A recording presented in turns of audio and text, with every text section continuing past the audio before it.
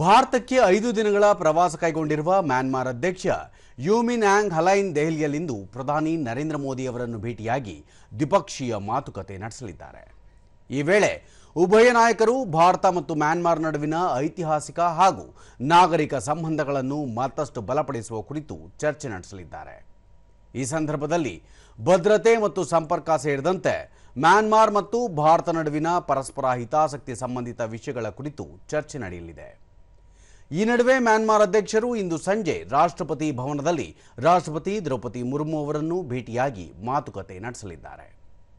ನಿನ್ನೆ ರಾಷ್ಟ್ರೀಯ ಭದ್ರತಾ ಸಲಹೆಗಾರ ಅಜಿತ್ ದೋವಲ್ ಅವರು ಮ್ಯಾನ್ಮಾರ್ ಅಧ್ಯಕ್ಷರು ಹಾಗೂ ನಿಯೋಗದ ಸದಸ್ಯರನ್ನು ಭೇಟಿಯಾಗಿ ಚರ್ಚೆ ನಡೆಸಿದರು। ಮ್ಯಾನ್ಮಾರ್ ಅಧ್ಯಕ್ಷ ಯು ಮಿನ್ ಆಂಗ್ ಹಲೈನ್ ಅವರು ಮ್ಯಾನ್ಮಾರ್ ಮತ್ತು ಭಾರತ ವ್ಯಾಪಾರ ವೇದಿಕೆಯನ್ನು ಉದ್ದೇಶಿಸಿ ಮಾತನಾಡಿದರು।